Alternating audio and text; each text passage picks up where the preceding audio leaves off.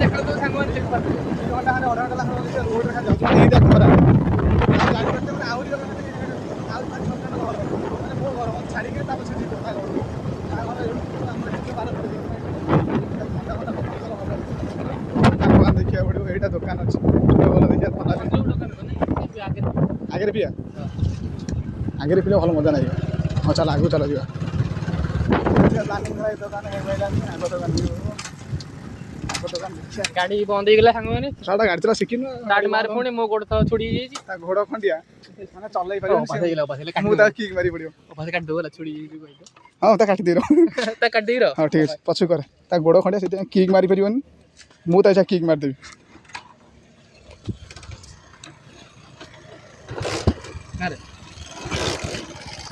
ମୋର ବି କିକ୍ ହେଉନି ମୋ ଦେହ କାହିଁ ଅଛି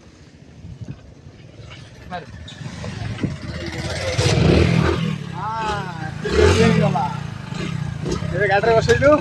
ଯିବୁ ଯାଉ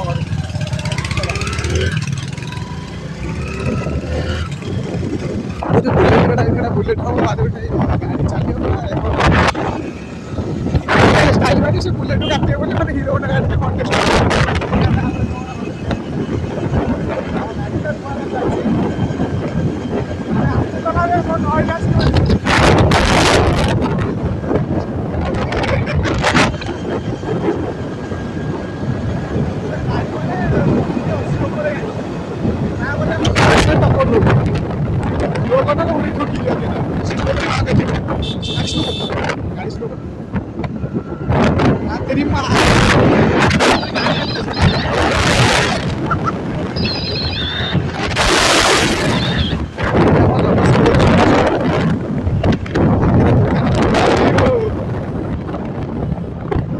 ସ୍ଲୋ ଚଲା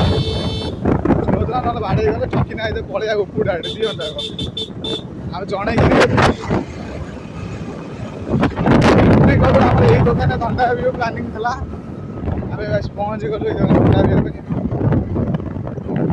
ଏଇ ଦୋକାନରେ ଥଣ୍ଡା ପିଇଦେବା ଟିକେ ଦେହ କ'ଣ ଗଲା ହାତ ଲଗେଇଲା ଯେତେବେଳେ ମୋ ମୁଣ୍ଡ ସିଧା କାମ କଲା ତା ବେକୁ ଧରି ତାପରେ ପୁଣି ସାଇକେଲ ଘୁରୁଛି ମାନେ ଏ ଚିକେନ ଆଣିକି ଆଉଥିଲା ମାଙ୍କଡ କାମୁଡିଲାକୁ ଆଉ ତାପରେ ପୁଣି ମତେ କାମୁଡିବାକୁ ଯାଉଛି ତୁ ତା କାମୁଡିଦେଲୁ କାମୁଡି ମାନେ ଗୋଟେ ଗାମୁଛାଟେ ବ୍ଲଡ ଭିଦିଗଲା ଟୋଲି ମେଡିକାଲରେ ହଁ ସେ ମାଙ୍କଡ ପୁଣି ଆଞ୍ଜ ମାନେ କି କାଟି ଦେଇଛି ମେଡିସିନ ନେଇ ସାରିଲାଣି